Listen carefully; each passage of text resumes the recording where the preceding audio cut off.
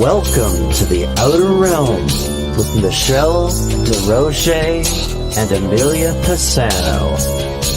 Airing live on the United Public Radio Network, 105.3 FM in New Orleans.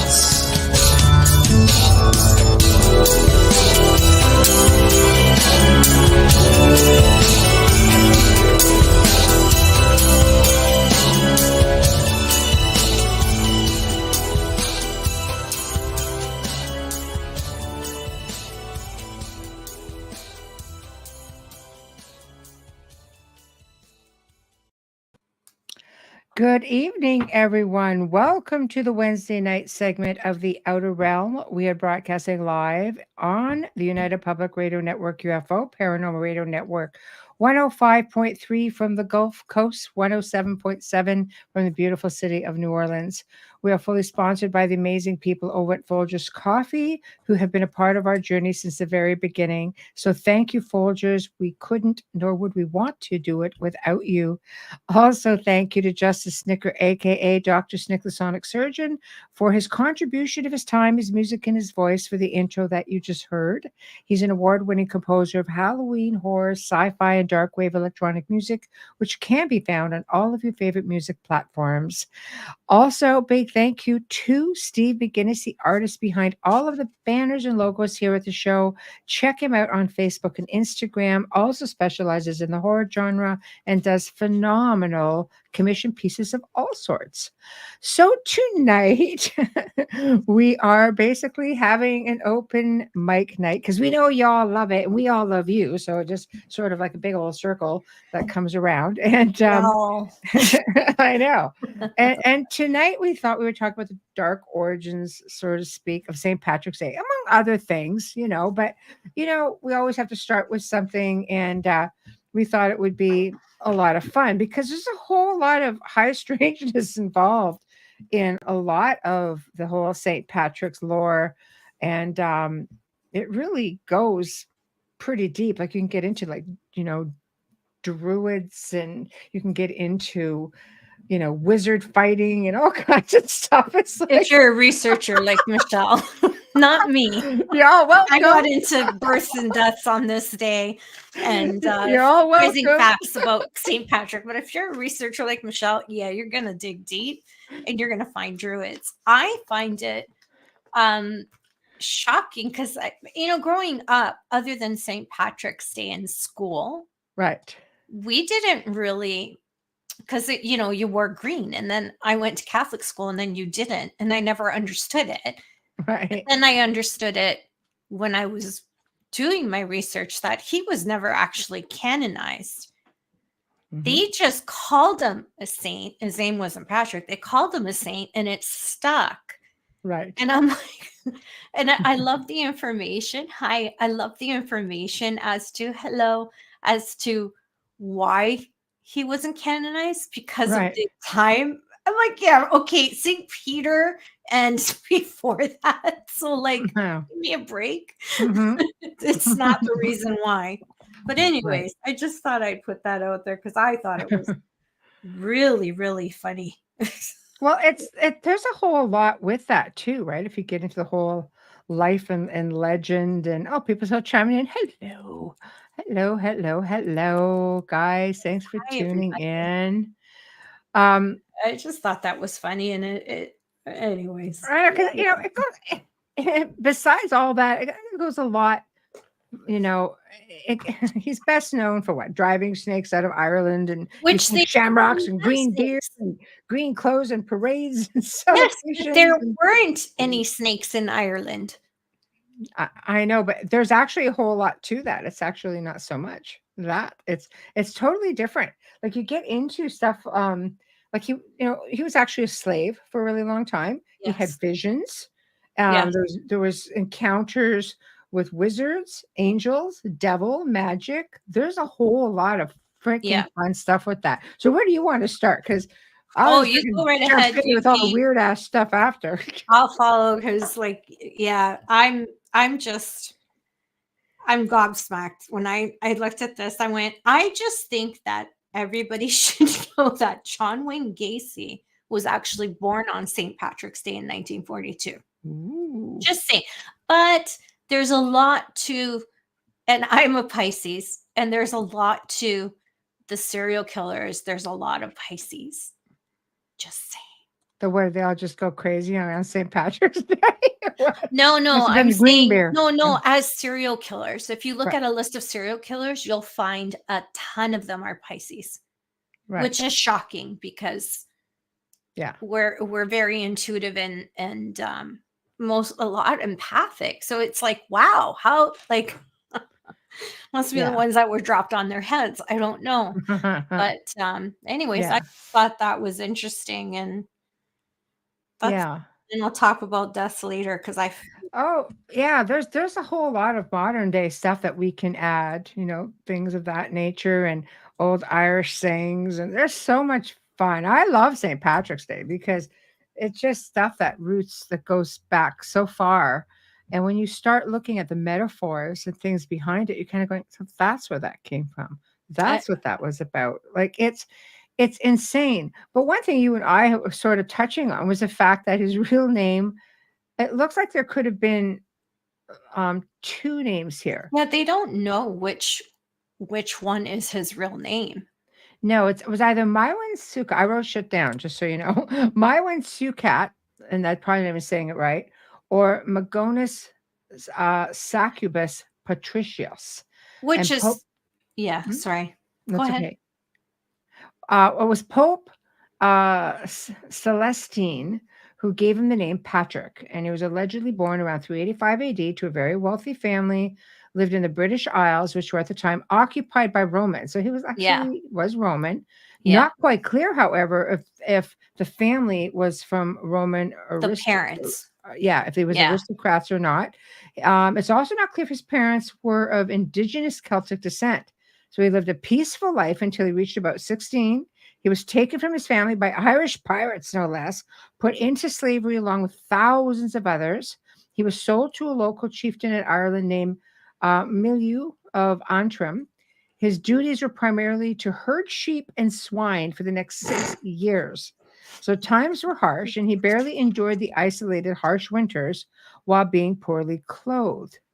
So get into this turning point of his, and basically somehow he felt like he deserved this. He did not know God. He followed all of the commandments, didn't listen to the priests in his town. And during his time in captivity, he turned to religion. He pleaded with God for an answer for salvation, apparently, a second chance, I guess you could say, and claimed that his answer came from the form of a vision. He was instructed to escape and make his way to the coast where a ship would be waiting to take him home. He listened and escaped, traveling 185 miles through a vast wilderness. That's a hike, until he reached the shoreline, which there was a British ship waiting.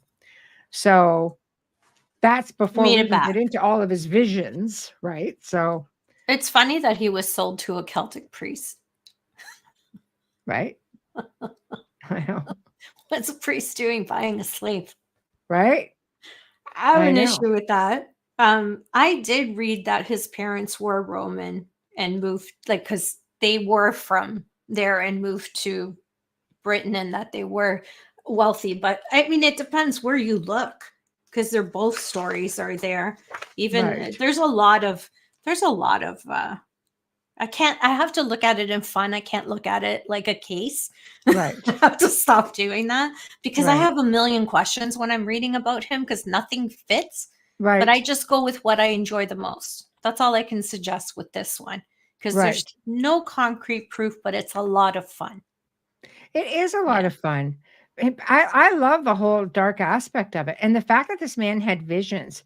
He said this was a vision he had, apparently, about going off to the coast. And he had another vision. So apparently it makes mention of seeing a man named Victorius. Scholars believe that this man was actually Saint Vitricius, a 4th century saint from northern France. Others lean to the account that Victorius was an angel who also gave Patrick the vision about escaping to freedom. So Patrick even stated that he saw the angel leave a footprint on the peak of a mountain while ascending to heaven. Was it shaped like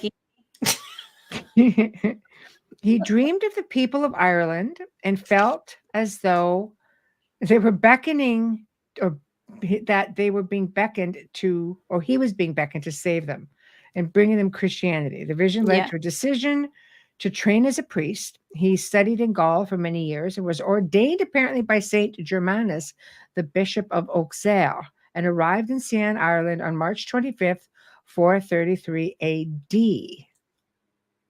Dun, dun, Mm, dun. I know. It's there's so much with it Right. because when I'm reading angels, I could easily change the word angel to extraterrestrial easily. Right. So that one has me questioning things. His vision, was it his Right. vision or did someone assist him? Mm-hmm. Right. Right.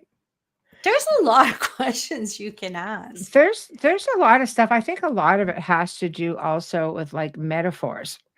um because he goes back, um you know, I mean, I can get into his whole mission and things like that, but that would be it would take up a lot of just Yeah. reading, and I prefer to have it more leveled out where we're interacting with everybody. So why don't we just get into some of the like the crazy things that could be taken either way, because the mission is pretty long. So we're just going to leave it there. The Okay. So dragons. how about this one? Banishing the devil, the Yeah. evil black pig of Monaghan. The local Evil people of the black pig. time, see, I think we're dealing with culture and stuff and belief And systems. tulpas. It said the local people of the time were terrified of an evil, wild black pig. It was described as being very large, blacker than the night sky, and had beady red eyes. And no pig should have that, apparently, according to the writings. It was considered to be a bad omen. It would appear in the dead of night, cause chaos on landowners' properties, destroyed farm crops, scared other animals, grunting loudly, It and the sounds people like were a so wild boar. scared to venture out after dark. But it So sounds like a wild boar, doesn't it? exactly. So the farmers asked local warriors to hunt down the beast before it caused further damage, and the I'm bravest gonna of the fall off brave my chair. searched everywhere for the pig, which was nowhere to be found. So along comes St. Patrick to the area, arriving in Ireland, and Dun, dun, dun, people all dun. over came to meet him.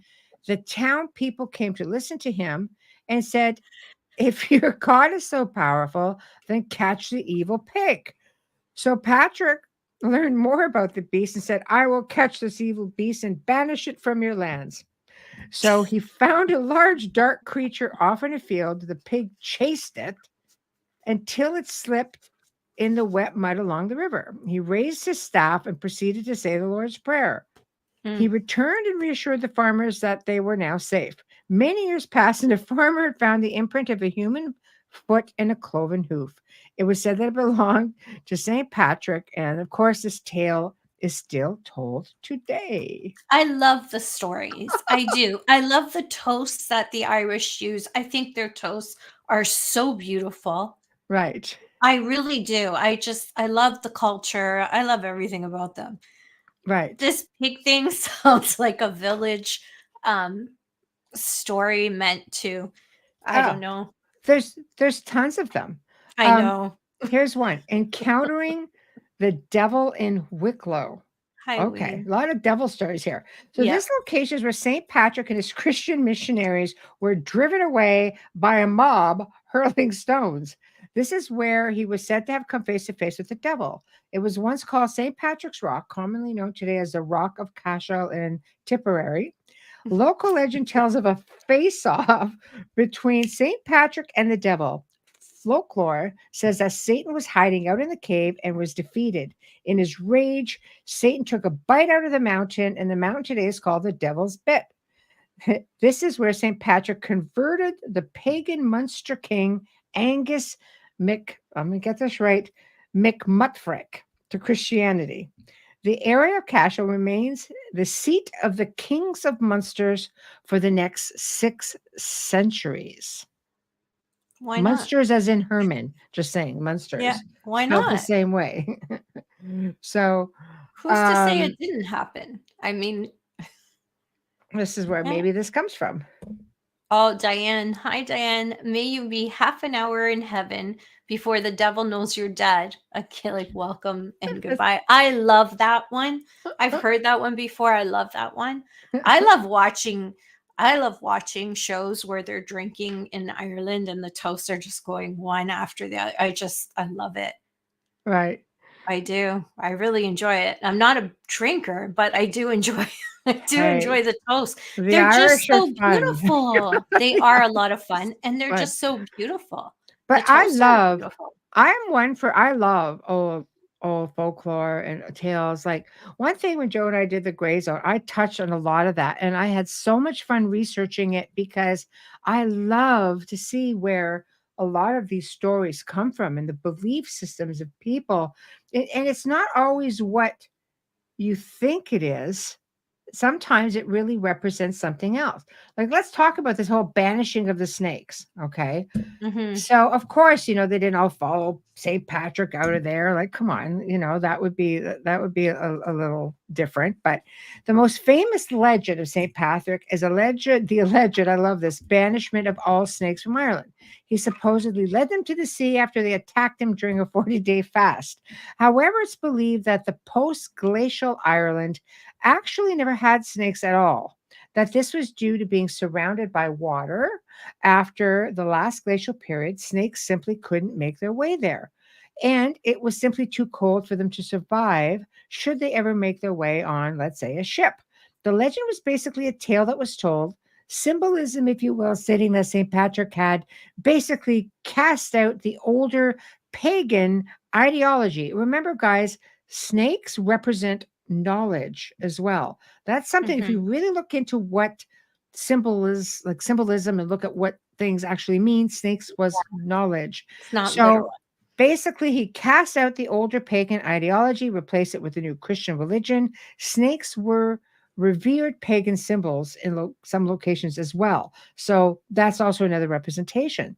Some believe, however, that the idea came in more recent times and that St. Patrick's really did perform the miracle of driving the snakes out of Ireland, except for one, which shows up in another piece of folklore. But as Wayne would say, okay, we're gonna put up a couple. There's this one here. Rain. Oh my God. Wayne says, banishing snakes, ridding the common folk of their knowledge, nothing to do with actual physical snakes. No. Right. And I And find it funny that the History Channel had to put that out there. I know it's That funny there that weren't they had any to go snakes that far. because of the freeze and the times. Right. So I'm like, Right. oh my God, History Channel.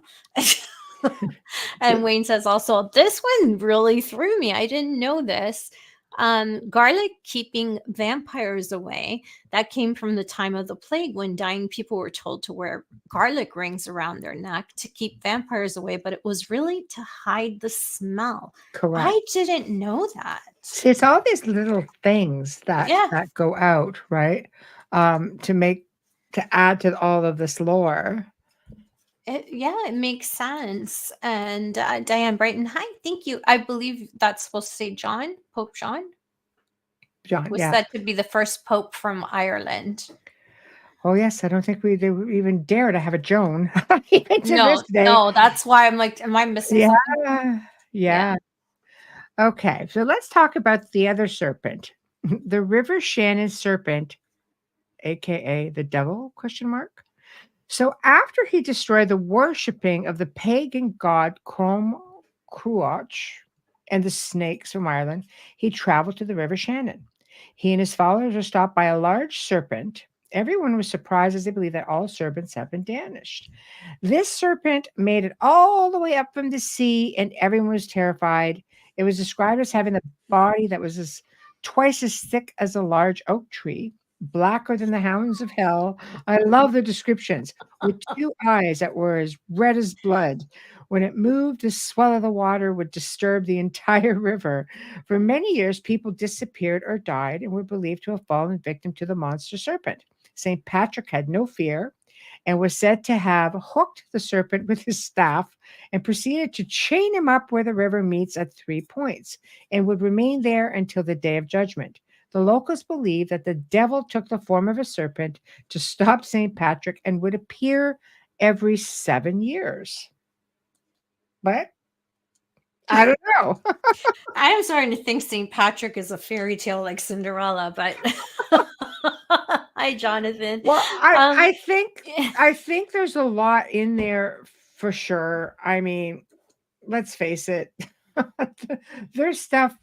I mean, a lot of it is metaphors, but I think that's what makes it even.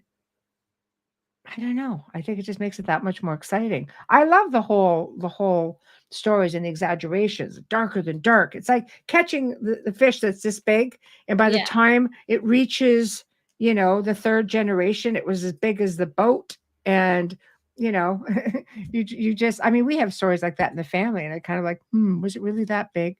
But when we get back, let's talk druids, wizards, and magic. And there's lots of stuff on this, but to break it down, let's go with this. So there are records of wizard battles in Judaism and Christianity, believe it or not. It's noted that Patrick encountered druid wizards who were kept on retainer, so to speak, by various pagan kings of Ireland. And two of these individuals were in the service of King Logwair. They were named Lucet Mael and Lochru. As Patrick sat by the fire he lit, the king summoned him to his court, basically to see what he was all about. So once there, he found himself face to face with the druid Lochru, who proceeded to provoke him into making fun of Jesus. Legend states that Patrick uses mind power to lift Lochru into the air and smash him onto the ground until his brain was smashed into pieces. Well, it's not very Christian-like, St. Patrick. burning witches was. I know.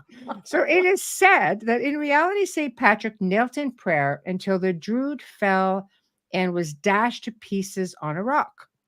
Now, his encounter with Lucet Mael involved both men challenging one another to a miracle contest as to who could control the weather better. In the end, it became about whose god could set them on fire. So no one dares to dye the rivers of St. Lucet Mael's day. Dares to dye the river. Okay. I guess that must be for St. Patrick's Day. So St. Patrick is said to have caused the murders. Okay. This is a little really dark. He was said to have caused the murders of approximately 800 druids. And he also allegedly destroyed an army by summoning an earthquake. How does one summon an earthquake? E.T. Oh, Oh no. I'm having trouble. I noticed Diane wrote that it is Joan. Joan. Okay. I looked it up and it's not. I don't know where that book comes from. I looked it up on different sites. And one site says there was never, and it's Irish Americans, by the way, that says they've never had an Irish Pope. And I do have an Irish Pope, but he wasn't Pope. Hold on a second. One Pope gifted Ireland to England. That's Pope Adrian IV. But this is a difficult name to pronounce because I don't know. I'm sure it's Celtic, but it's Saint Malachy. Right here. This is what she's got.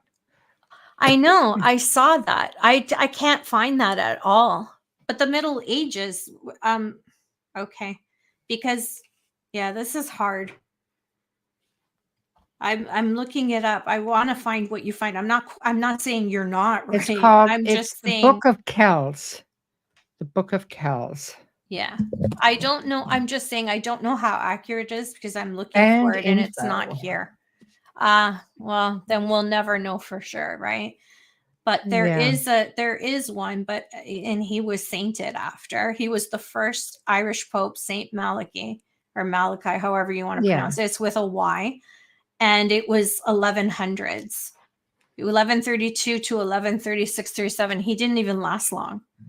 His predecessor was Celsus, and his successor was Gelasius. don't even know if I'm saying that right. That's- The names back then. But you see, that's why And- we're all here Yeah. bouncing And then you ideas wonder, around. yeah, and then you wonder why I have so much trouble pronouncing names when I'm doing a reading. Celtic knowledge now owned by the royal family. I believe you. I absolutely believe that. Yeah, I because believe you. I believe a I lot of stuff believe is a lot hidden. of the elite people hold the keys to ancient knowledge from the old mystery schools and the old pagan ways. Every time, Yeah. the church came into an area and, let's just say, incorporated all the belief systems to finally end up being a version of Christianity, at that point, they would have taken a lot of that information and never Oh, to be seen absolutely. again, which makes a lot of sense. They've always done that. Book of Yeah. Kells. I believe you. I believe Yeah. a lot of stuff is hidden, and he must have Yes. done something to piss them off to be hidden like that. Mm. Yes, So, yeah, exactly. he must have been good Exactly. at his job. Um, but let's jump over to his death and his legacy. Then we can get into more modern stuff. Okay. So March 17th marks the anniversary of St. Patrick's death in the 5th century. He's said to have died around 493 AD, and he was 122 years of age, though many historians believe that he actually died in 461, which would put him, crazy, older. He was credited for the founding and encouragement of multiple monasteries, which became literary centers. The universities were devoted to knowledge and preserving the written word, especially after the fall of Rome. And because Rome never invaded Ireland, it was never really affected by its fall. This allowed all of the great written works to be preserved and copied for future generations. Essentially, St. Patrick changed Ireland and the world as we know it. There were some who disliked him for converting the people, as thousands of years of tradition, beliefs, and Irish culture became lost. Many of the country's megalithic sites fell out of use. Allegedly, there is a piece of lore going around that the title of Saint Amelia has never actually been acknowledged by any of the Roman Catholic popes. The Irish Church states that it was by public acclamation to which Patrick got his title. It was just they called him a saint, and it stuck. He was never part of the Catholic Church. Right. No. Right. Yeah. So I don't know. But he was a good man. I mean, he exercised a pig. I'm I love him, and I love that thank you for that. I always pronounce it wrong, John. Malachi. Nicholas, thank you. Yeah. I always pronounce it wrong. When I say Malachi, people will say it's not, it's Malachi. And I'm like, what? Like, honestly, it's one of those, just one of those names for me that gets stuck. But thank you. I find it funny that he's associated with the 4-leaf clover. Right. When I read that, he used to use the clover, because there was so much of it, to explain the Holy Trinity to people. And I don't understand that, because there's no association with the Catholic Church. So I don't know how that got there. But these are just stories. You know? Of course. Yeah. And he never wore green. He wasn't known to wear green. Right. Which surprised me. Because I'm thinking the green just comes from Ireland because of the lush landscapes of Ireland. Right. I think a lot of the pagans, everybody's very earthy. The Celts were very earthy, browns, greens, things like that. Well, that's why I joke around and I say that St. Patrick was really Italian. He wasn't Italian. I'm just right. I like to tease the Italians for trying to claim everything. He was Roman, yes, but he wasn't born there. Well, he actually wore blue. So it says, up until the 1700s, St. Patrick's Day was only a Roman Catholic feast. It wasn't a celebration as we know it today. In fact, it was quite the opposite. The day could be spent somberly. It would be spent somberly in prayer at church or home. It's still considered a holy day of obligation by the church, and families dress up in their best, pin a shamrock to their clothing, and go to church. This all changed when Irish immigrants came west, of course, yes, and began organizing parades and other special events on March 17th. This had more to do with a show of pride, but for many people around the world, it has evolved to honor the Irish culture. So, why green? Right? It says the knights, here it is, the knights of the Order of St. Patrick's wore a color known as St. Patrick's blue. In the 18th century, supporters of Irish independence used green to represent their cause. And the St. Patty's Day parade actually originated New York, 1766. Mm-hmm. And the Irish didn't have a first parade until actually 1995 in hopes of Mm-hmm. boosting tourism. And then eventually, because the Irish know how to do it, it became a 5-day festival, which included concerts, plays, street vendors, carnivals.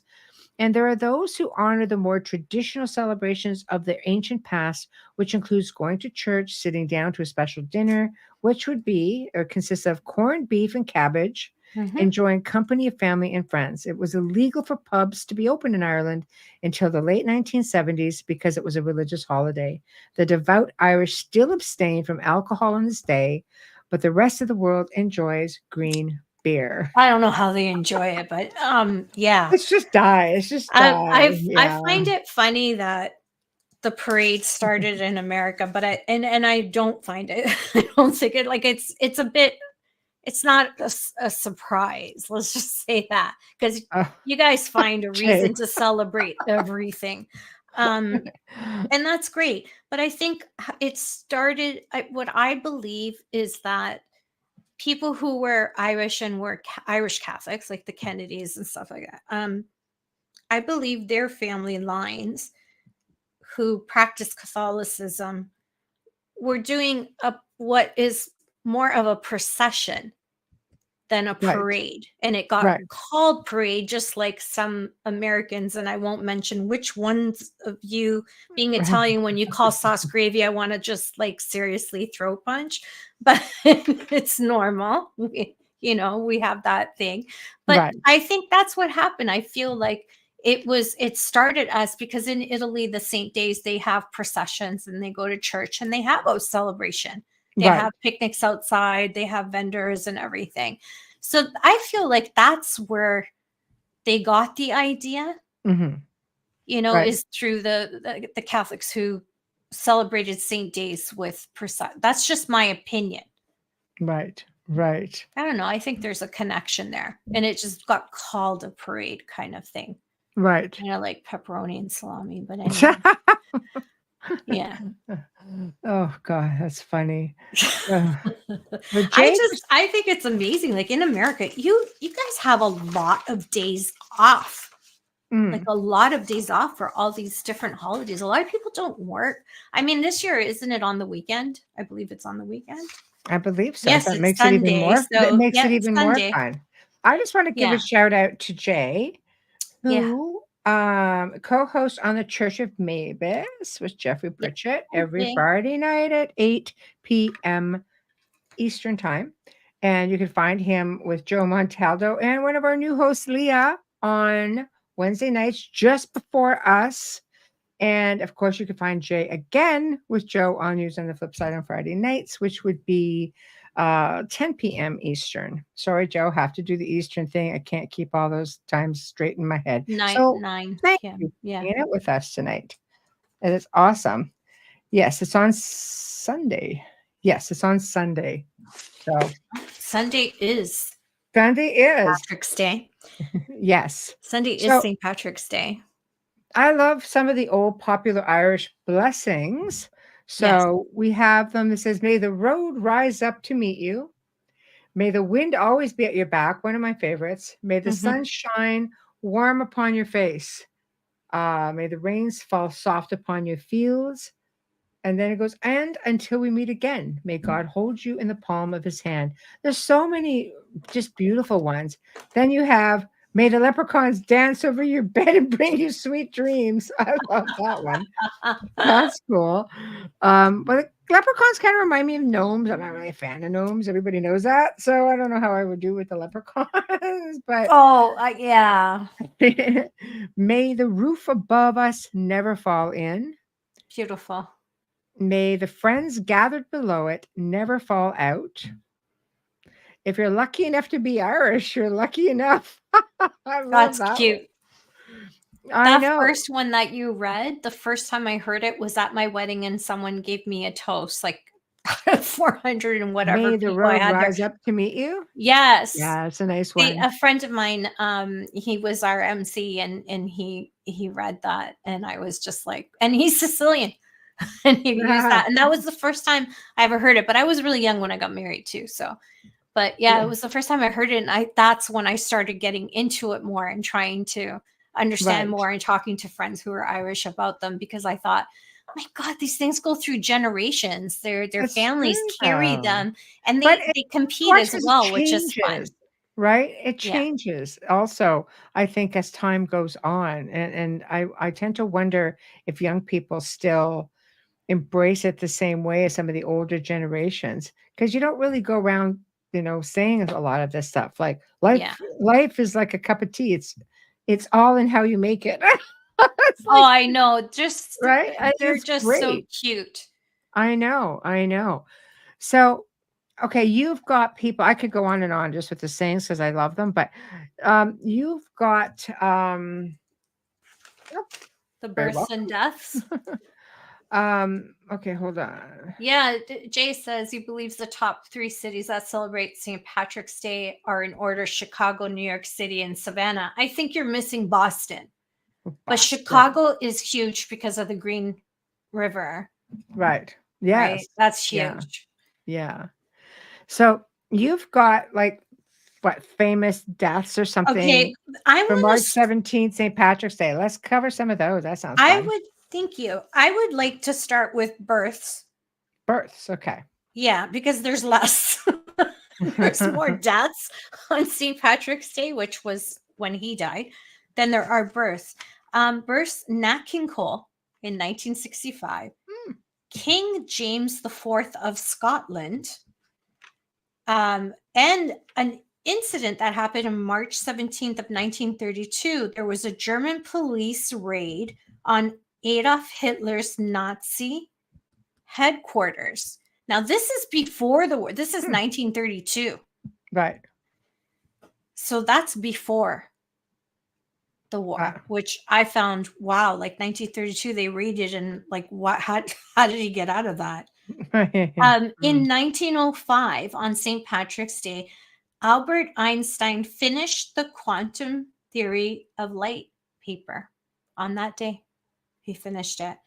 In 1861, the unification of Italy between Giuseppe Garibaldi and King of Sardinia, Victor Emmanuel. I can't even read my own writing.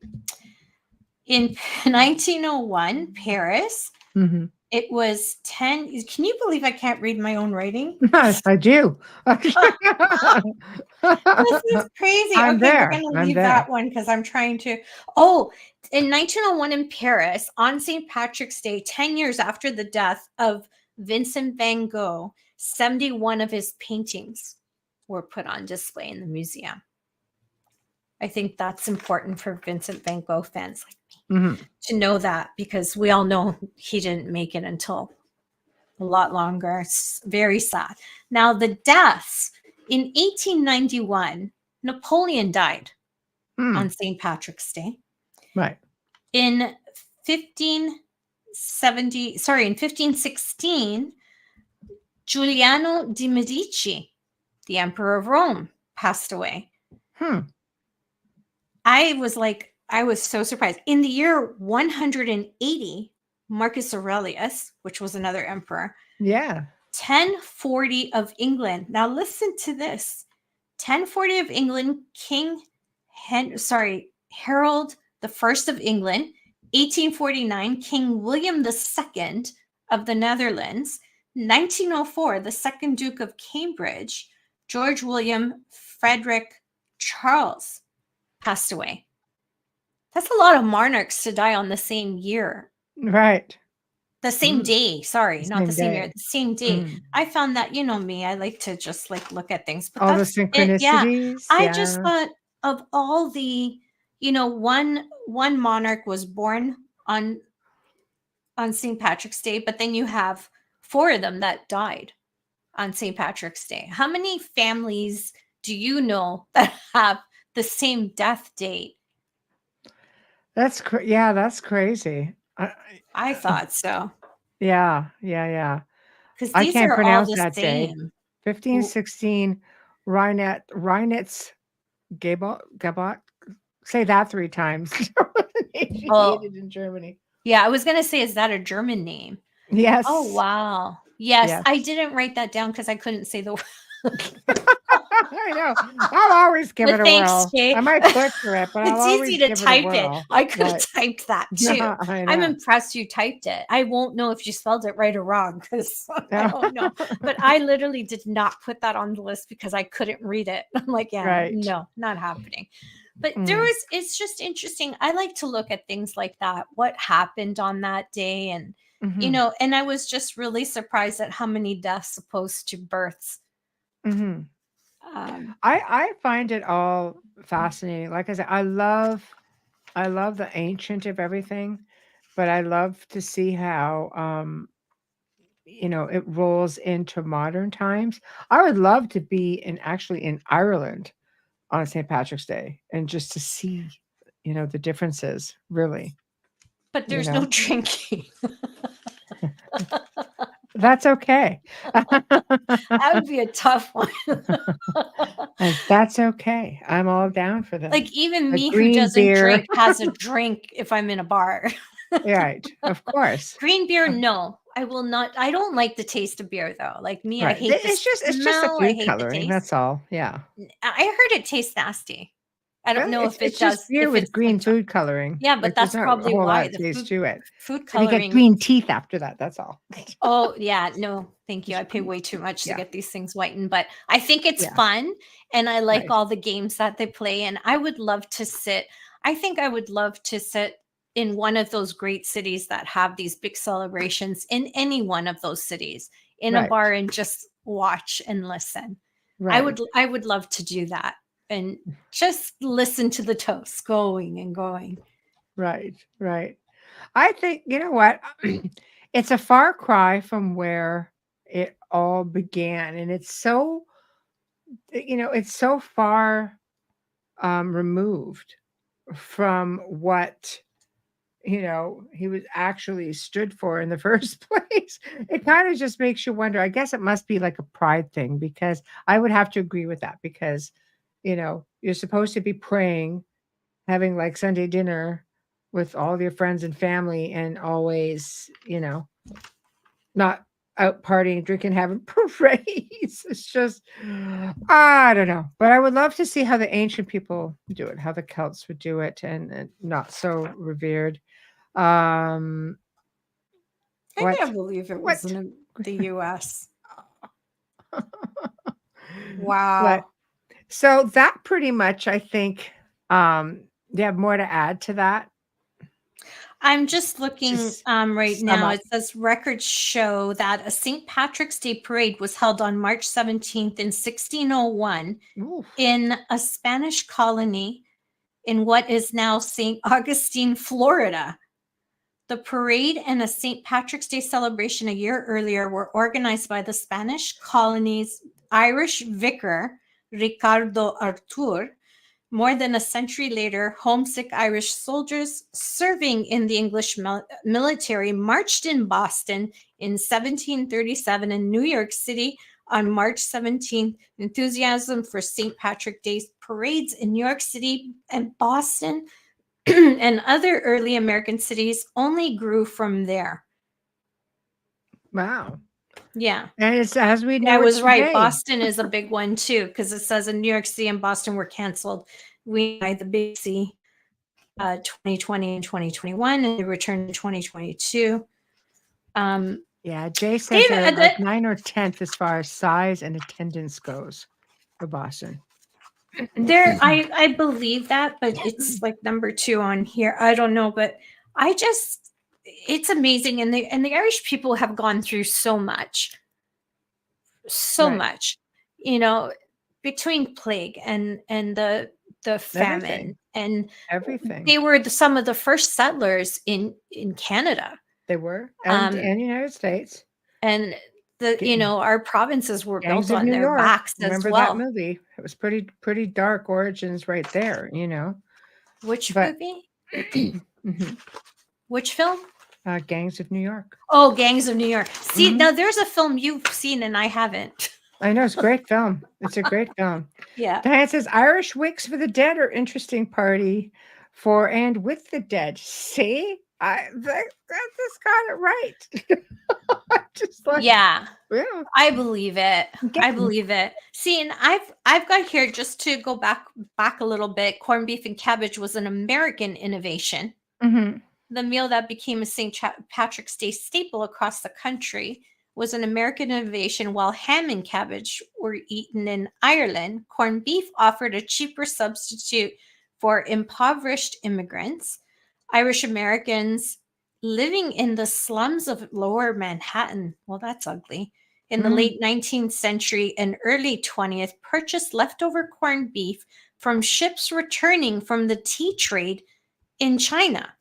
The Irish would boil the beef 3 times, don't blame you, the last time with cabbage to remove some of the brine. I love corned beef, I'm not going to lie. Right. My dad would make it. I really, really like it. Like, if he would take a brisket and make it, I would eat the whole bloody thing within a week. Very easy. Doesn't need to be St. love Patrick's Day either. It doesn't have to be. No, he used to No. make it all the time. Right. It's not Right. hard to make. It's just time consuming. Right. But yeah, the corned beef with cabbage was something I did see in my house, and I'm Italian.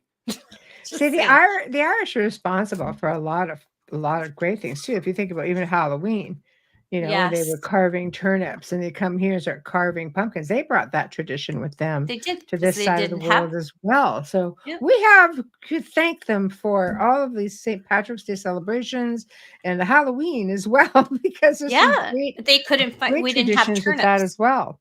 Mhm. Anybody who says that the Irish do not know how to make things that And- much better, man, you need to start Because- digging into some stuff. Yeah, and because they were carving pumpkins, we later had pumpkin pie come out of it, because they had to find something to do with what was left over and all the pumpkins that they were planting. Because when they were planting them for the carving, they Mhm. didn't realize that the excess would Right. come in. So Right. yeah, I'm out of it. Sorry, it's like 10 o'clock. I know, I'm like blah, blah, We blah invented today. whiskey. We invented whiskey. Thank you. Irish whiskey, yes. Yes, thank you. It's Irish whiskey, and Scotch is British, right? No, Scotch is Whiskey, Scotland. Scotland. Scotch is Scotland has a Scotland. lot Sorry. of So there's amazing Irish whiskey and then Scottish Scotch. Scotch. The Brits have Scotch and something. whiskey. British have something. I as was in well. a place in the Isle of Skye that actually had over 700 different types of whiskey. Yeah, it's their They're thing. award winners. It's their thing. It's definitely their thing. Yeah, Yeah, Ireland invented. Ireland. Okay, and the Scottish would tell. Well, the Scottish have Scotch. They don't call it whiskey. Right. Now, some of you must have come over here because Canadians have a whiskey that they are very proud of, Canadian Club, and awarded. Mm, So, right. just saying. But they have another Just word saying, for Jay. it too. Rye. Right. Yes, Rye. they do, because Yeah. of the wheat that they use. Jameson whiskey. That's Absolutely. Irish. The Absolutely. Jameson. I don't know. I don't drink whiskey. My husband I'll leave does. it there. Get him there. My I'll leave husband it does. right there. Yeah, I So- don't drink whiskey. So, okay. So we're pretty much at the tail end. If anybody wants to add anything else about St. Patrick's Day and, all the fun stuff, go ahead. Otherwise, let's chime in. What do we all want to converse about next? Apparently, Jay says more whiskey. Bourbons. I thought bourbons were French and American. Yeah. Moonshine. I forms don't at all see. whiskeys I'm as not a well. drinker. Like I have a Pinot Grigio once in a while. Like ask Michelle. I can't hold my liquor, so that's why I don't drink. And I Aliens. don't like being not aware of what's going on. That's a I big say one for let's me. talk about aliens and whiskey. No, it's aliens. Okay, let's talk about aliens. Oh boy. Our guest tomorrow night is going to be getting into a lot of different stuff about that, but let's talk about aliens.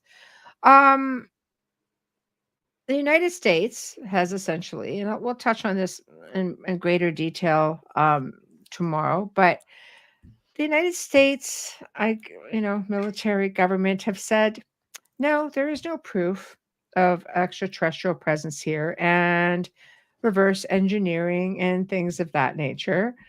I guess the rest of us are just pompous asses. Just don't know exactly what the heck is going on or what we're seeing. And I get it. Some I'm people laughing at Jay's don't comment. I'm know. sorry. Some people don't know what they're looking at. They could be looking at military. They could be looking at our stuff. There are some people that believe that, ET isn't here, while other people believe that there's a whole galactic federation out there. So, yeah, I believe that. Anunnaki prefer I Crown believe that Crown Royal. Royal is ours. Is So, it ours? it sure is Canadian. That's why they always wanted it in Italy. I can't Yep. stand the smell of that. But I do enjoy a nice cognac. I'm not gonna lie. There we go. I'll take brandy on my bananas, fried on top of ice cream. We'll leave it there.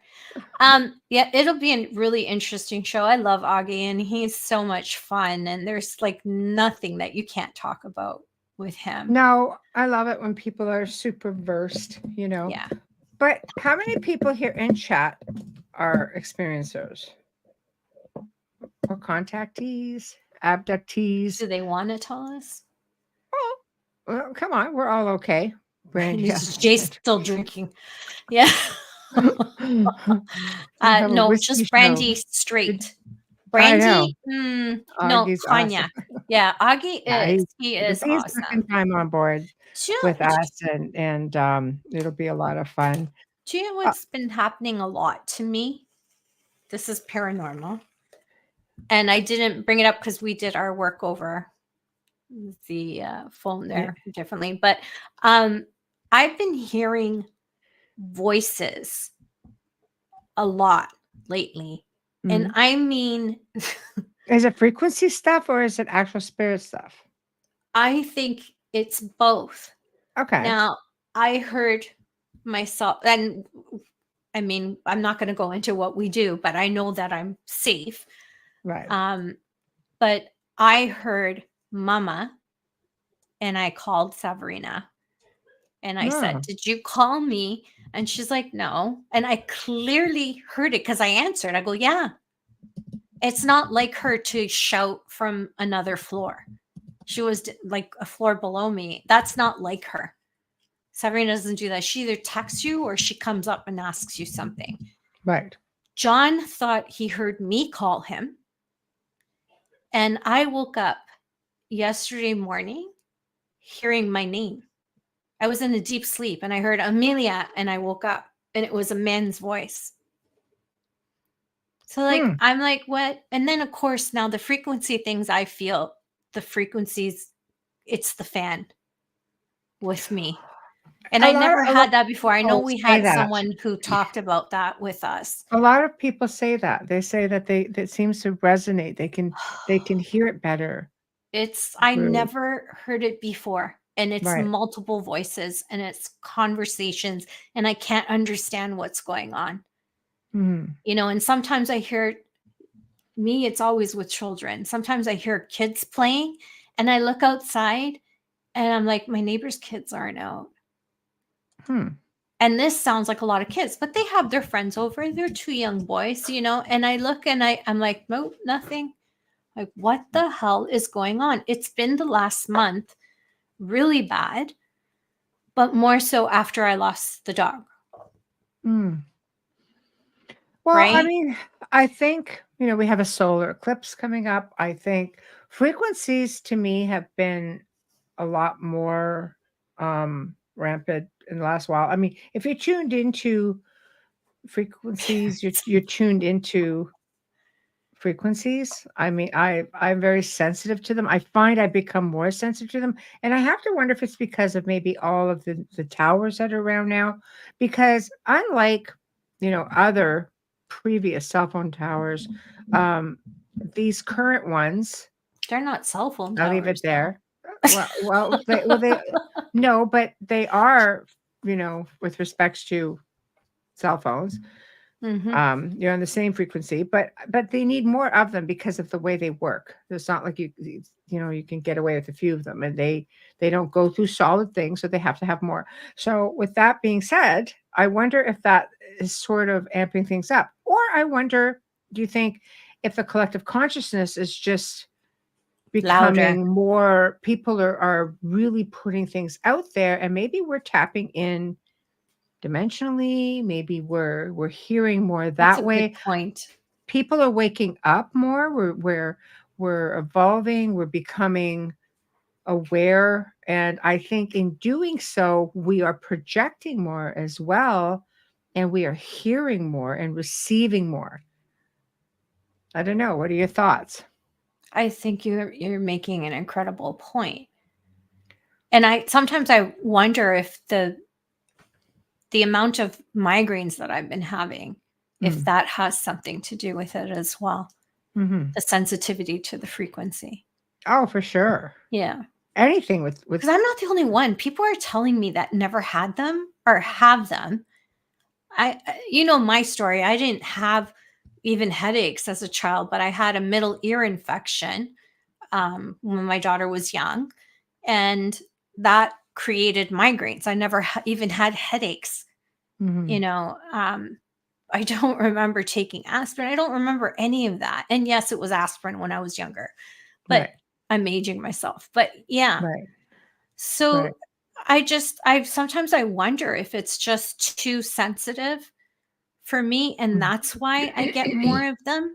And I do, of course, the weather has a lot to do with it. My medication has things to do with it, but I wonder if these towers are creating more of an issue because since they've been up, Mhm. you notice my days with the migraines are more, Mhm. Well, not like before. Like it's just crazy. I think people who are sensitive, on average, whether it be like Jay says, telepathic, whether it be empathic, people who have abilities on average, I think, will we connect to frequencies a little easier, sometimes just differently, and some people more so than others, and I think with that, um, we tend to, I think it's just being tuned in. And when you Hmm. tune in, I mean, let's face it, it can be very draining.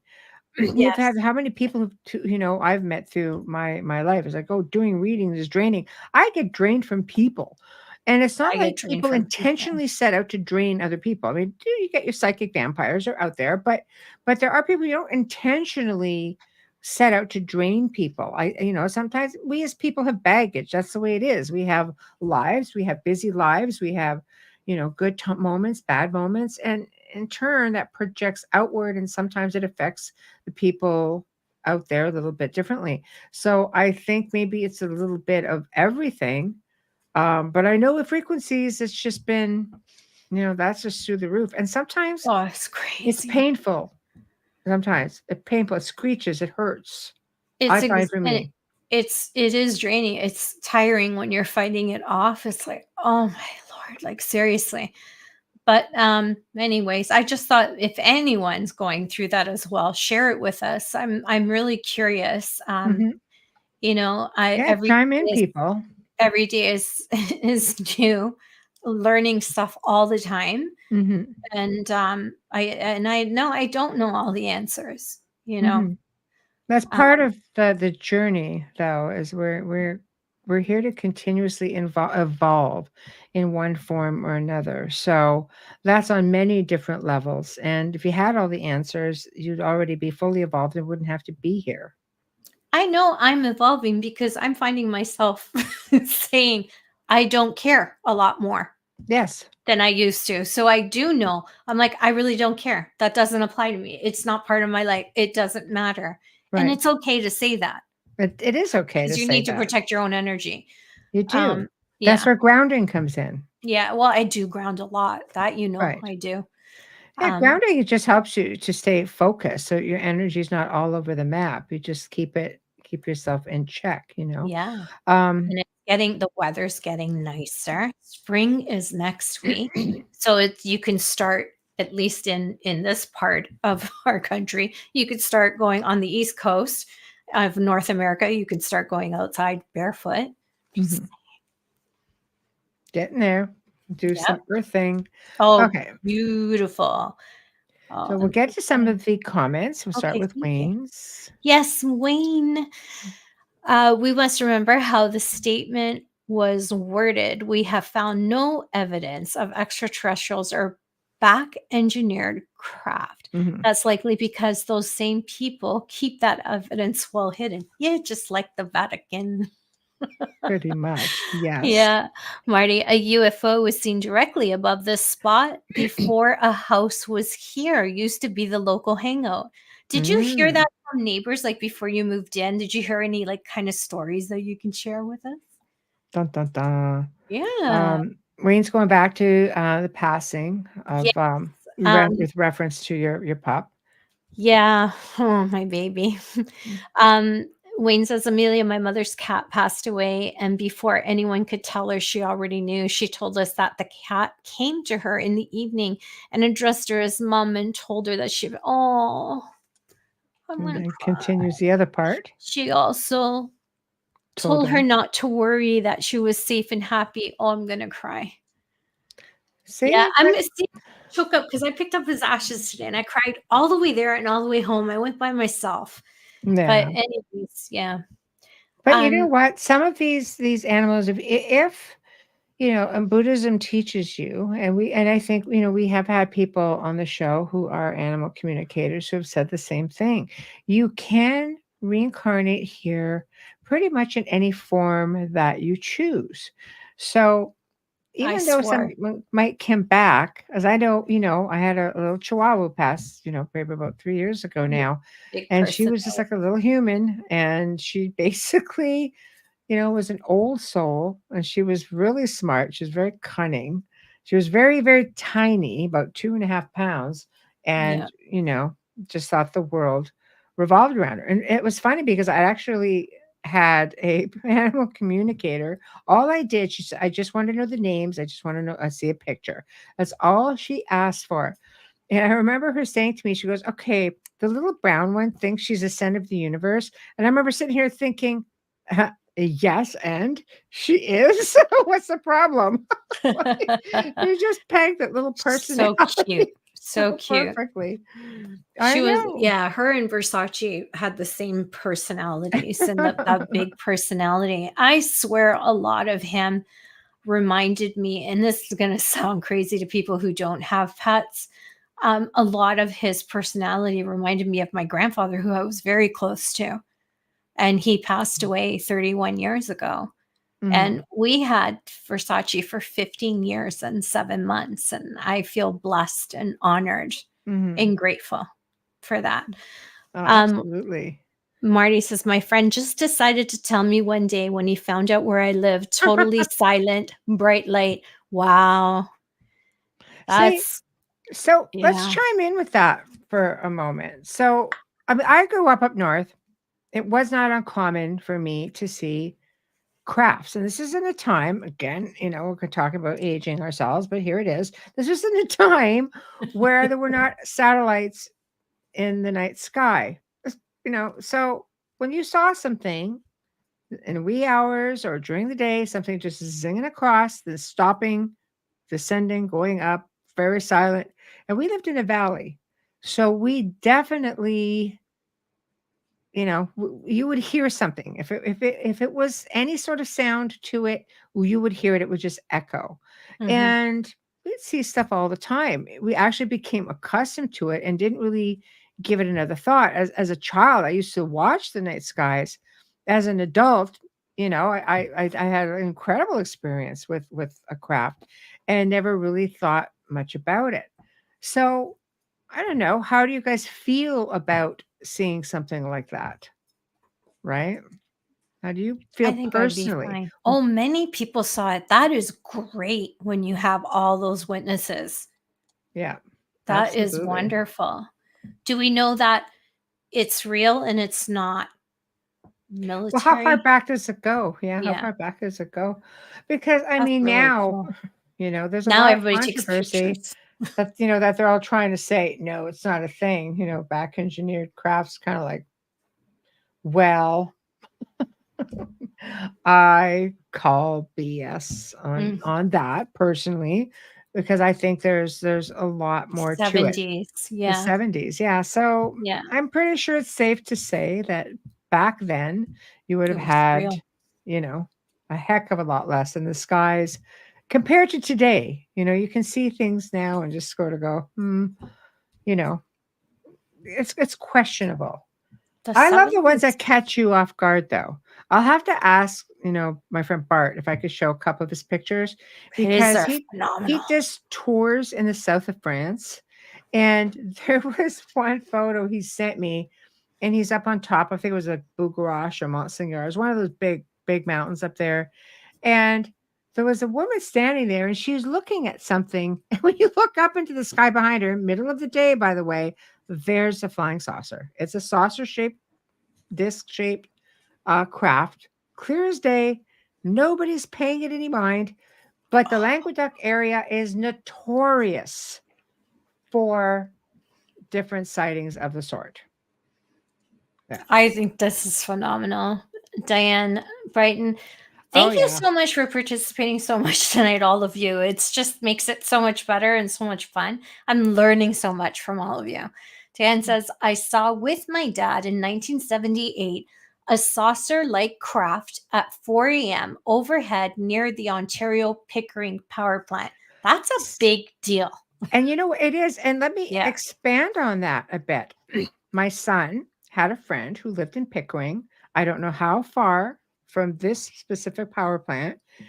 They woke up in the middle of the night to a noise in their backyard. And their backyard is very deep. It went way back, like onto a field. And when they looked out, there was a craft that it was hovering over the back part of their property. Wow. Pickering, right there, right? And nobody ever hears them, right? They're always silent. They are. But Is it? Yeah.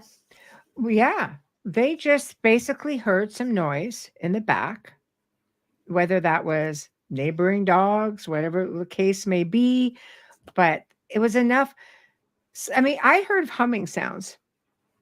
Mm-hmm. If they're really high up, I don't think you're necessarily going to hear anything. But I know when I was in the haunted forest in Romania, we were hearing all kinds of humming sounds and like a loud humming, droning, whether that was a portal or whether simply that was a base underground, whether it's under no-fly zone. So there's definitely something. Oh, yeah.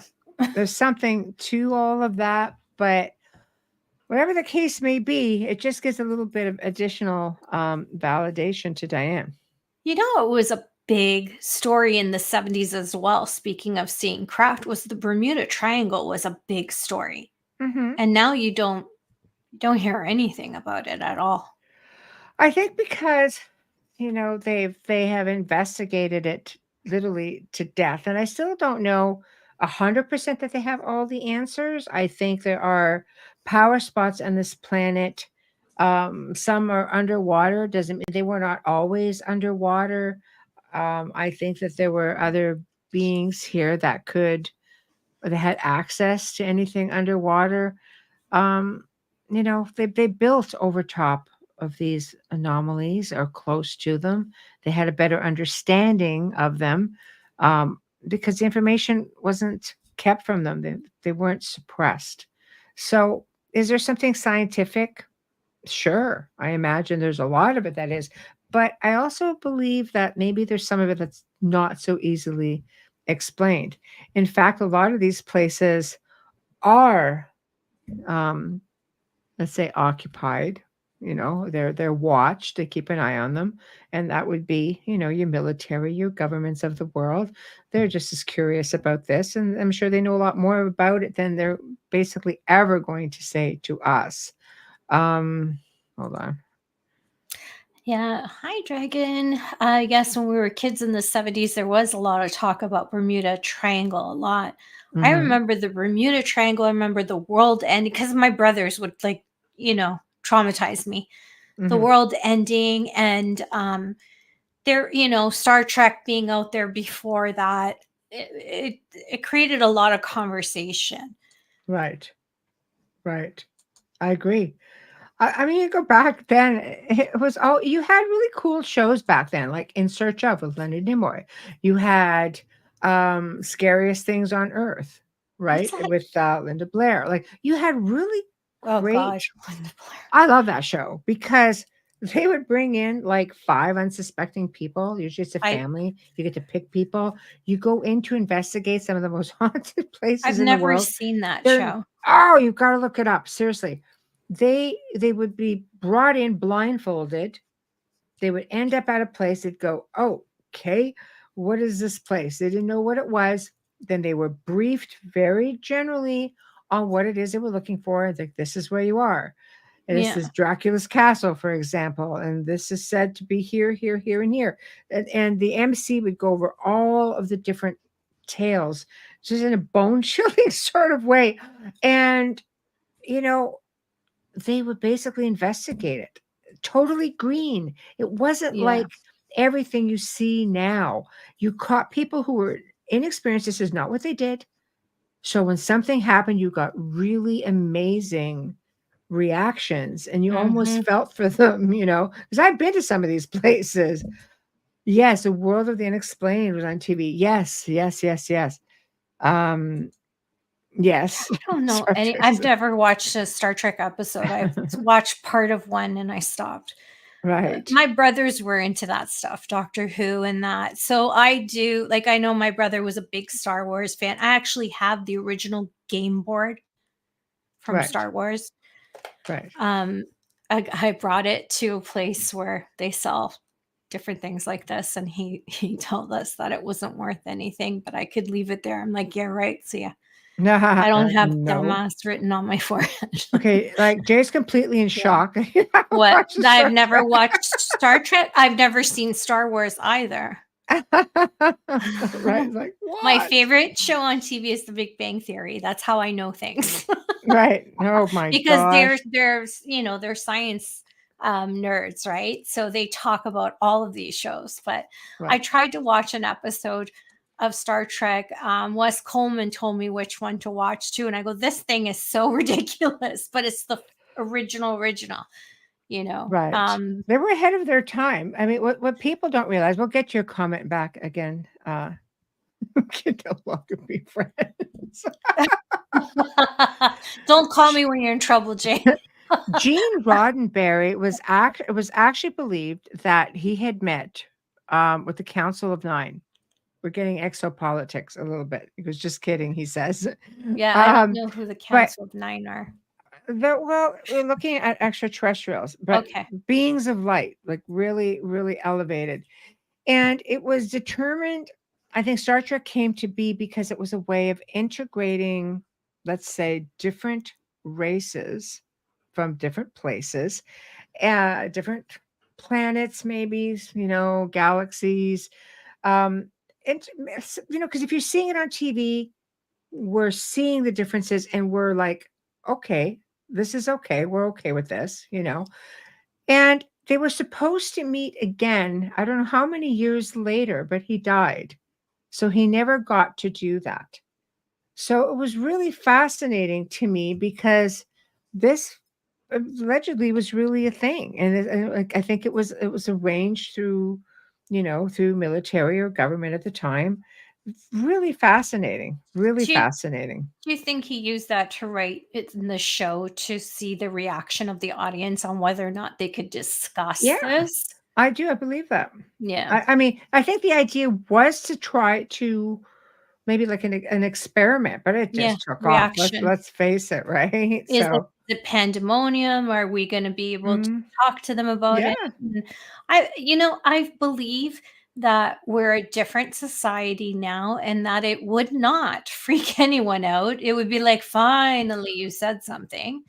I haven't spoken to I don't know anyone in my life who doesn't believe in ET.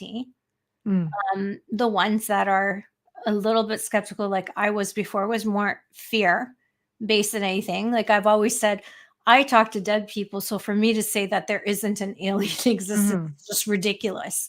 You know, it just doesn't fit. To think that we're the only people in the universe is just insanity. Of course. You know, I think there's many universes out there. I don't feel I like think people we're just the only you one. just can't get used to them coming into their bedrooms at night or sucking them out of their cars or like the intrusion part of it, I think is where people get a bit leery. And let's face it, Yeah. there's a lot of the stories that are like, make people a little bit nervous, I think. Well, I think I watched part of Close Encounters. I did watch E.T., of course. I did see that movie, Jay. And I did watch Awakenings. And that other one, oh my gosh, I can't remember the name of it. I always forget the name of it. It's the latest one. And it was so incredible where there's a craft and the scientists actually go in and communicate with them. I thought that was a friggin' amazing film. And if you watch the show, you've heard me say, I believe the fourth kind is real. I don't believe it's fiction. Mhm. I believe that it's based on fact. Right. Mila Jovovich is not one to, I don't think she's one to play with stuff. I see her in a different, she's not Hollywood because she's not from here. No, but I could tell you something. Like when I heard the recordings that were used, they sounded a lot like some of the recordings I have. I've got Yeah. like over 300 hours at least of recordings that have very That voice. garbled, growling or deep growly sort of voices. It's definitely interesting. There's a fifth kind. Well, I want in. There's a fifth kind film? Alleged fifth kind. Where is it? Where is it? Film? Yeah. I want in. So, Yeah, the last film I watched was Oppenheimer, and I gotta tell you, it was phenomenal. Was a friend of mine, her nephew is in that. Is one in of the guys. Oppenheimer? Yeah. Oh, Yeah. Cillian Murphy just became the face of Versace. Oh, baby. If he was only a foot taller. The War of the Worlds, terrifying to listen, made me wonder why it was on. Right? Diane, I have to agree with you. I do remember being afraid of that. I used to find Doctor Who fascinating. Yes. And the time machine thing, the phone booth. Mm. And I didn't always watch like the whole episodes because it was on at a weird time when I was growing up on a Saturday. Right. But I thought it was fascinating and I believed in it. Mm-hmm. Not gonna lie, I did as a child. I believed in it. No. Yeah. We're going to do a quick sponsor and station. I forgot. ID. Can't forget that. I know. That's just crazy. I know. Right. Oh, I got it backwards. Oh, okay. Dun, dun, dun. Dun, dun, dun. Yes. Ba-ba-ba. You are listening to The Outer Realm with Michelle Desrochers and Amelia Pisano, coming to you live from the beautiful city of New Orleans on 107.7 FM, as well as the Gulf Coast on 105.3 FM radio. We're live on the Roku channel as well and archived there. And we're archived on YouTube. Yes, we are. Michelle, The Outer Realm. Our archives are there. Michelle makes sure of it. So if there's anything that you missed, don't worry, just go back there and check them out. We're no guests tonight. Our audience in chat and our listening audience are our guests tonight. We're talking about St. Patrick's Day, which is coming up, the dark, the light, and the bizarre of St. Patrick. If you're just tuning in, no worries, because you can stream our archives on any platform that you normally use. Search United Public Radio and then The Outer Realm to find us. Remember to click like and subscribe. Add us to your playlist so you never miss an episode. Kindly share us with your friends and family. You'll hear me say that often during this station ID. Share, share, share. Click, notifications so you don't miss anything. A big thank you to Folgers Coffee for your continued support and sponsoring our show. I feel like the price is right when I do this. We Yes. love you. Thank you so much. We hope that you're still tuning in. Jojo tells us that they do listen on to our show. They are in. I would love for them to come into chat and just say hi. Wouldn't that be grand? That would be Be fantastic. swell. Swell. Swell. Swell. Gosh golly. Oh no. I know. We still have one more night. Our fabulous banner and promo media is courtesy of Steve McGinnis, horror illustrator. He's a fabulous artist. He also creates commission pieces, and he can be found on Facebook. Thank you, Steve. Our intro and outro is courtesy of Dr. Snick, the Sonic Surgeon. I just love saying that, Dr. Snick, the Sonic Surgeon, aka Justin Snicker, award-winning composer, vocalist, and musician.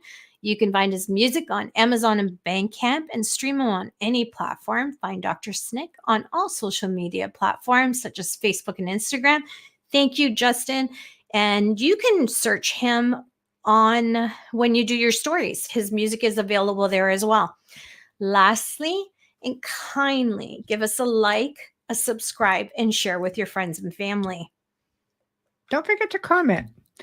Comment is a big one, and Yeah. do we We're have always comments interested in hearing open what you have to after? say. Do we have comments open in archives? I The never comments, asked you you can that. comment on all of the comments that are in the live show. For some reason, because we don't go live right on or directly from YouTube, those sort of disappear, unfortunately, but you'll find them on the Facebook streams. Yeah. But all of the new comments definitely go up. So we haven't figured out a way to keep all of our comments, which is really maddening. I'm curious as to this, Diane. UFO voice ghost box. Can you elaborate on that? I find that Is it just a interesting ghost box, or is for it? many reasons. Yeah. So for many reasons, definitely See, interesting. sometimes hard to distinguish whether it's negative entity or ET. Well, I mean, there's been some pretty compelling ones, that I've heard that you almost feel really emotional. They're really emotional when you actually hit on something, and it's interesting, especially when you start hearing. For example, grays, from what I understand, do clicking sounds. So when you're hearing those clicking sounds, almost like they're communicating with each other, not so much with you, Like dolphins. you hear this, little clicking sound. I just had to ask a ghost box for hi, how are you? I thought to ask a ghost box for hi, how are you? Yeah, several scales on those. Some people have phenomenal experiences. I won't say I haven't had any phenomenal experiences. I enjoyed yeah. it. Yeah. It was nice to not be the one giving the answers. It's just Something nice else. to communicate. Yeah. Oh, Wayne, the movie you spoke of, Amelia, I believe it was Contact with the aliens named Abbott and Abbott. Costello. Yes. That was Yes. crazy. That was a fantastic film. It was. Fantastic film. It was. It was really amazing. The ghost box Thanks, Wayne. originated essentially from Nikola Tesla. And he believed that he was in communication with aliens. And this was long before there were so many radio frequencies and radio stations and things like that. Thomas Edison was said to have, had his own version of it. Frank Sumption came out and reinvented the ghost box because he was a shortwave radio operator. A lot of people believe that Frank's box was designed to communicate with ghosts. I started getting to know Frank in the last probably few months of his life. Fascinating. And he clearly said to me, he goes, this had nothing to do with ghosts. He goes, I was looking to communicate with aliens. And it was interesting because there's so many stories that were out there, but I knew his best friend who connected me with Frank in the first place. Some people believed, no, he wanted to speak with, a deceased family member and so on. But he said directly to me, it was to communicate with extraterrestrials. And then he sent me a few of his recordings that I could listen to. So I own a Frank's box, thanks to, said best friend. And it is an original box. And it's interesting because, some of the pieces that I went on I had designed for me, rivaled it and was amazing. And when I connected it up to yet another piece that I had made, it was mind blowing. Again, you just have to learn to filter things out. It's sort of like sound pareidolia, Poor Wayne. yeah, I mean, you can see images in many things. Well, you can hear things Yeah. in many, many different formats as well. So you really have to be careful. But when you're getting intelligent responses, I have to think you're onto something. You have people who don't believe in anything. It's just like, well, that's sad in a way, but it's your prerogative. But keep an open mind. You just don't know. Spirits have been known to ride the waves. Scientists have been experimenting with stuff like this for years with voice recordings and such. I remember reading an article. I wish I could remember. Was it Dr. Raymond Moody? I can't remember if it was him, but they were doing experiments where they were leaving voice recorders. Some university did this in cemeteries. They did this over a weekend, and just to try to catch disembodied sounds. They found a lot of living sounds in there too, because people like to hang in the cemeteries, but they were looking for disembodied sounds. And the fact that you had some sort of academics looking into this back in the 70s goes to show there's definitely something to it. It makes sense because I agree. Yeah, the FBI will bug cemeteries when there's a murder investigation. So, but it's just saying, if you didn't know that, like you have to be naive. But I had the privilege and the honor of being able to participate with you and Wayne with the box, and to say that I received information from a great grandfather from the 1500s, 16th century is just such an incredible validation and so moving for me. Mm-hmm. That's something I will never forget. There's so much good came out of it. I think again, if you can just get past the vocal pareidolia, as I say, when I mean, I've seen people break down in tears, they hear the voice of their loved one and you're not listening to some staticky voice coming through. The pieces that I had done were a little bit more sophisticated than that. But I mean, I've had spirits leave messages on old voice tape answering machines with a cassette tape. They left a message. It's pretty crazy because you hear this very light music in the background and you realize the spirit is riding the radio waves. This is something quite normal. Like they're just able to do it. That's sometimes how I wake up is to they're compelling. I agree. Yeah, I agree. I truly believe that they are. Here's one. Diane says, I tried experimenting with an old Sony voice activated recorder in an empty room overnight. How did that work out for you? I find careful with that. I find that I like old cassettes, and they don't have that pingy sound like some of the digital stuff. And you always record on one side so you don't get a bleed through by switching it over. And you can't fudge it. It's like taking a Polaroid or a film camera. You cannot fudge that image. It sits in the negative. The only time it gets fudged is if it goes to a computer and it gets digitized. She got static sounds. Sometimes static sounds are portals opening. Yes, exactly. Yeah. And it's also easier. For example, some researchers will use that white noise static sound in the background while they're doing voice recordings and EVPs because it's easier for them to come through. It's just like doing a reverse feed on an old television that has that static channel, you can do a reverse feed with your cameras and catch images. See, I know stuff. She knows a lot of stuff. That's why I'm sitting here just like I know stuff. it's like the first time we met. I'm still like that. No. Yeah. So Yeah. there's something to be Thank you, said for Dragon. those static channels. You Yeah. know, and sometimes you could just do it with music when you're dealing with these ghost box. I remember being at a location that I was asked to come into just to, and I don't do these very often, just to help somebody figure out who their spirits are, because there's a lot of investigators that want really benign situations because they're just obviously they don't want to put themselves in harm's way, and I don't blame them.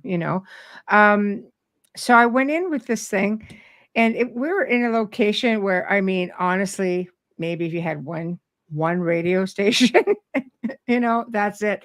So the spirit apparently loved music.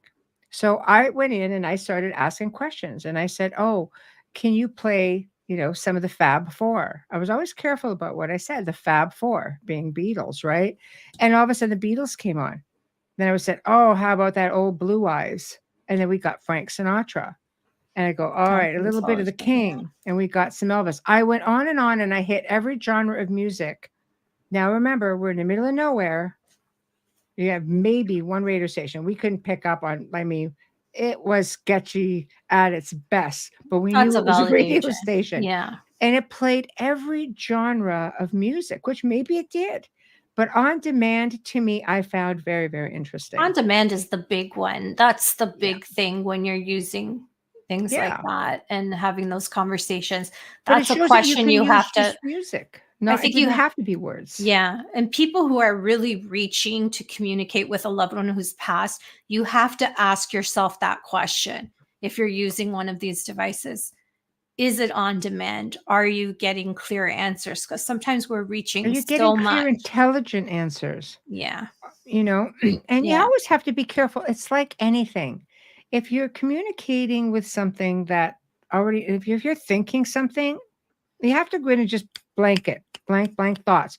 I always suggest to people, if you want to go in, and get this sort of communication, or even through EVPs. Remember, every time you put something out there, it's a form of invitation to communicate. You're reaching out, whether it's people, go on about Ouija boards. Well, I'm sorry. The same thing happens if you're using an app, if you're using a ghost box, if you're using a voice recorder, pendulums, dowsing rods, for communication. Dowsing rods doing energy work is a lot different than dowsing rods trying to get responses for communication. And water. Yeah. So go in, and I always say, sing a nursery rhyme. I know people who do prayer instead, but just sing a nursery rhyme over and over, a song in your head over and over and over. So there's not any real thought other than what you're just singing. And then somebody can ask a question and start singing and see what comes up. Because if they're in here, they're going to give you exactly what you want. You're not always dealing, with spirits who can give you, answers that actually are intelligent answers, aside from just what you want to hear. It's just where the planchet comes in. Even when you're dealing with planchets and they're telling you what you want to hear, answer yes or no. Well, here's a question, and you're thinking that answer, they're giving it to you. And low level energies can do that. They have the answers to everything. Don't kid yourself. They know you're going to put that board or that device out there before you even know it. And sometimes they sit in waiting. I like this one with Jay. There are ghost haunting types which seem like a looped recording playing over and over. That's called residual haunting. Residual, the replays, whether it's visual or audio, you keep getting that replay in time. Let's say where the woman is running out the window to her death. I mean, I've worked in a location where the individual was having a heart attack over and over and over and over until somebody actually moved him on. It's like it's a replay. It's a replay. So I don't know. It's sad. I think this is part of why it's so important to not maybe rely just on technology, but on good old common sense. what's the film called that both of us love with oh my god. She lives in the old house and the kids and the curtains. Or with Nicole Kidman. Yes. Ah, What was that called? That is, we never mentioned that movie, and Michelle and I both love this film. and I'm drawing a I don't know what it's called. Um, I know sorry, I'm because I drawing have a a really blank. bad memory because of my medication. So like my I memory's like have no shot. excuse. Michelle has just had a really rough month, but I um, just have a million things going through my head all the time. yeah, that Oh, The film. Others. Thank Thank you. you. Yes. Ooh, thank you. That's 2 movies I had to rely on the chat room tonight. Yes, The Others. What a great film, and the perspective, and you don't see it till the end. I don't wanna ruin it for anyone who hasn't You seen have it. I highly recommend it. It will It's surprise you. worth watching, and it's so accurate on so many levels. Like The Sixth Sense, you get to the end and you go, "Holy crap. Was what just happened and how did I What miss just it? happened, and why Yes. didn't I see this?" Yes. Phenomenal, phenomenal film. Right. Just takes you in, and not scary, Mhm. just takes you in. It's so compelling. I loved it. Yeah. Jay says, usually attributed to very traumatic events. Yes, the Very residual traumatic or very happy. impactful. Yeah. Yeah. Yeah. You could I have mean, brides going down the aisle at a church that you see over and over again, and it was like the greatest day of her well, life, and think it's about there. it. But most I of the time it's think negative. when energy is very powerful, and I think that when you project, a certain amount of energy, it will leave its place in time and space. I Yeah. mean, just death itself. There have been reports of people who have died. One was a report of this little old lady who died in this very small town. And at the moment of her death, apparently there was a big, almost like a sonic boom that was heard. And I have heard this story a few times.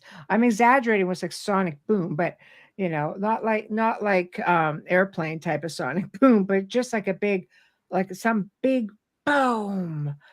I think that's the sort of thing that would leave its imprint. But anything is. Mhm. You ever notice, like, if you get into a fight, with your significant other or your child, or you have words, and then you go out and you come back, you find if you're in the same room, you find that you all of a sudden start getting really crotchety. Or maybe if you go into a place that had a lot of joyous moments, you feel really elated and you don't know why, because the event has left an imprint. So I think this is where clearings come in and wiping out that energy, and starting again for Mhm. negative stuff anyway. That's why So some people home is a happy yeah, place and some people it's not. Diane film White Noise was great movie, interesting. Dead wife contacting through television. That great film movie. was so good. The biggest mistake they made was making 2 more after it. They I know should they have should have left stayed it there. alone. Signs is amazing as well. Signs is a really good film. Yeah, M. Night Shyamalan I like is him. definitely, but I I like do him. enjoy his films like Yeah, Dark he's Water. weird, but he's a good The weird. Dark So Waters too, you right? know. Yes, yeah. But Yeah, it goes to show you, see, when we talk about white noise, Diane, it comes back to that static exactly. and having And the energy. channel on the static. Spirits seem to be able to allegedly use that and communicate. This is why you can get. I mean, and heck, there even been people who've had white noise machines at their house, Well, and all of a sudden poltergeist. voices start coming through. Yeah. I've one thing, and all the years I've been doing this, people have come up to me with some amazing stories, and that one seems to be a big one. The Well, white noise, because you get them in those little machines, right, to help you sleep. White yeah, noise, that's a big thing. The yeah. poltergeist, that's the premise of the film. She's Again, right communicating there. through the white noise. Yes, right there. Yeah. So The it original just was fantastic. yes. See, so it goes to show you there's something to it. And sometimes these films give you little clips and people like snippets of this is a thing. And I think that we just have we don't think about it, or we have so many naysayers like, oh, you're being silly. This isn't real. It's not true. It's easier I to don't know. It's the dismiss it. same old technique. And yes, yeah, Mhm. and even I'll tell Even you, regular fans. yeah, and I just think regular fans as well. I mean, we've worked with people over the years, man. My I've had fan people is new, and I have those voices. Sorry, Michelle. I've had people say, I hear it really clear coming through the fan. Yeah. Like, And that's what I okay, said at the just yeah. an hour ago. And my fan is a new tower fan. It's a Dyson. There's no blades. There's no blades. We've got one of No. those as well. It's still Yeah, the sound. It's still, I think maybe it's the currents of I the think so. Because I the wonder if it's higher just you the put current from it, the airflow. the I higher wonder. you put it, the stronger it is, the more noise I'm getting. And I also have to say, when it comes to fans, when my mom was in the hospital before she passed last year, um, God, that I mean, I've anniversary had the is fan coming. on. People, I have stuff with the fan since I was 14 freaking years old. This has been a part of my life Yeah, forever. can't Anyway, sleep with one. I was hearing music of all sorts. I mean, choirs, Viking chanting, Gregorian chanting, flutes, piano. I mean, full on freaking symphonies that I have never had in my stinking life. When my mother passed, I mean, one of them was almost like angelic stuff because I was almost in tears. I woke up like just, whoa, what is that, right? And when my mother passed, everything stopped. This was going on night after night for about 3 weeks. And interestingly enough, my mother had a friend who was a very gifted medium, and she said to her, she go before she passed, and when they spoke, she goes, "The angels are singing for you." And I thought to myself, well, shit, that could be a thing because I'm pretty darn Mhm. sure that's what I've been hearing. Anyway, everything stopped. Now I'm lucky if I hear, I mean, don't get me wrong, I'll hear piano, I'll hear I think flutes. you're I still on the hear that stuff. anniversary. You will. Yeah, I don't I know. think on the anniversary, it's going to catch you off Maybe, guard. I just see maybe, it. It's going to catch you that, off guard. lineage stuff for sure. I believe all of that, but I believe it's in No, spurts. because now I she was wants hearing to this stuff validate it. every day. Yeah, Sometimes I'd be in the car driving. I'm still hearing it. It was constant. I'm like, I must be I losing my remember that. freaking mind, right? Yeah. So all I know is just that they find a way. They do, right? There you I go. believe it through an air conditioner. That's a big, loud fan. It is for That's a sure. really loud fan. Like you For can hear sure. that from the other side of your house, Yeah. you know? But you know what? People just, guys, try. If you're getting something, just mark it down, document it and see how often it happens and Mhm. document the conditions. So, okay, it was raining today, it was really gray out, or there's a thunderstorm, or, fell asleep last night and this is what was going on. I had the fan on, it Oh, was around please this write down if you time. ate before you went to This is, sleep. yeah, this is what I remember. This is what I think I remember. Whatever the case may be, if you start keeping a journal or a log on it, you would be surprised that over time, how you start. Like I scan through my stuff now, and it's like I see messages. I'm like, oh my gosh, there's a connection with this. There isn't always one. Sometimes it's isolated, but every now and then you will get things that all fall into place. They reach you however they can because not everybody, whether you're gifted or not everybody pays attention because life is busy. Sometimes we're so busy, it's just like the last thing you're going to do is be looking for signs of communication. And then you have those that are looking so intently that they get themselves in trouble because there's always something out there willing to lead you along, right? Mhm. So there we go. Yeah, the spirits through love are around on most anniversaries and holidays. Yeah, Right. And see? it was close to the time my father died. I Yeah. believe that. There's always a way of them telling you, um, you know. Mhm. Even with my dog, I remember, I mean, even last year, I would say, hold on, just hold on, just hold on. You can't leave me. And then Mhm. this year, it was like, it's okay. it's okay, Bubby. If you want to go, it's okay. And then I started to see the decline. The Well, spirit because and the soul they will find tell you. you had Yeah. said to me, I'm going to let him tell me. And Yeah. then really within what, 3 days? I almost Yeah. brought him in Sunday to put him down because he was having such a rough night. Yeah. And I thought, this is a validation. He had dementia. I never knew that dogs could get dementia. No, yeah, And yes. he Yeah. had severe dementia. Like, he was Mm. on gabapentin, and he was on medication to help with the anxiety, and he had separation anxiety and everything that Mhm. comes with it. He literally, it was like watching my father It's like a pass little old away. man in a dog's body. Yeah, Yeah. walking in circles, like everything that goes with dementia, Mm. the sundowning. Right. Oh my Everything. gosh, like, Yeah. shocked. It started when I started reading about it, and when the vet told me, I started to look at the way he was acting differently. Then you realize, yeah. Yeah, it See, it clicked, but happens with he pets got as well. really, It's we said we're going to take him home yeah. on the Thursday after the vet appointment. We're going to keep him and bring him in Monday. And we did. We spoiled him.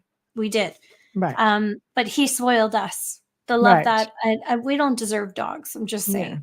Right. But yeah, I let him tell me, and I remember that Sunday how bad it was, and he would walk to exhaustion and then Yeah. sleep, and You he realize pretty slick. kept wanting me to pick him up, and that's also a sign. Puppies will want to be held. Remember when PETA kept coming, Yes. and you're like, what is with her? And I said, when they start to pass, they look to get all the love and cuddles they Yeah. can to get in Well, before she they passed, go. yeah, in my arms. She actually Yeah. passed. She stopped breathing like 6 times. I revived her. I just couldn't take no for I was just not gonna take that for an answer. It's like, No, no, no, no. I held Versace when he went too. I've Yeah. never had to put a dog down before, so if I'm talking too much, I apologize. I've never Mm. had to. My dogs have passed from natural things, Right. and I've had 2 that got hit by cars, Right. but I've never had to do this, so this was really hard. And to have a dog for almost 16 years, It's I mean, tough to have then. it for any time, any length of time, Right. it gives me, I have great admiration and respect for people who take senior dogs home and help them. Done that And many times. Yeah. yeah, I You have a have great to deal of respect give them, the the last last few few years. months or weeks or Yeah. um Jay says, like our world, the other realms have multiple ways of communication. I wanted to put that out there because this is really important. I think people neglect or fail to see the fact that it's not just what's here. There's so many other different possibilities, realms, dimensions. There's all kinds of them, and we can't just assume that everything is happening in the now because it really doesn't. Um, her pet reincarnation. I got a doozy. We do show a pet reincarnation. We most certainly will take your doozy and put it out there. I But swear to with you, my that, grandfather's in that dog. I'm just saying. with that being said, we are pretty much at the top of the hour. And as always, guys, it was a lot of fun. You guys made it super fun. And we just sort of got all over the place. And we really, got some interesting stories out. So thank you all for participating with us and hanging out with us and sharing your comments and your stories.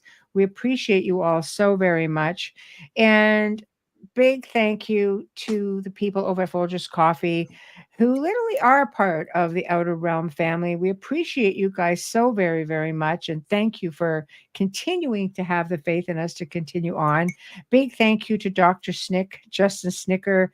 We appreciate you very much for your ongoing support. And big thank you to Steve McGinnis. We're just really fortunate. We have a great network. Our producer, meh, I know he's listening. I know we love him. Joe Montaldo, we love him. So, anyhow, tomorrow night we welcome back Augie Nost, and we are going to be talking about this denial of ET existence and reverse engineering. And it should be a lot of fun because we're going to roll it in, with exopolitics, which is always that's always a hit and miss because people are like, that's ridiculous. And other people are like, no, it's a thing. So I'm really anxious to see where this is all going to go. But either way, it's going to be a lot of fun. Thank you again for tuning in. Join us again tomorrow night and get into the discussion. Good night, everybody.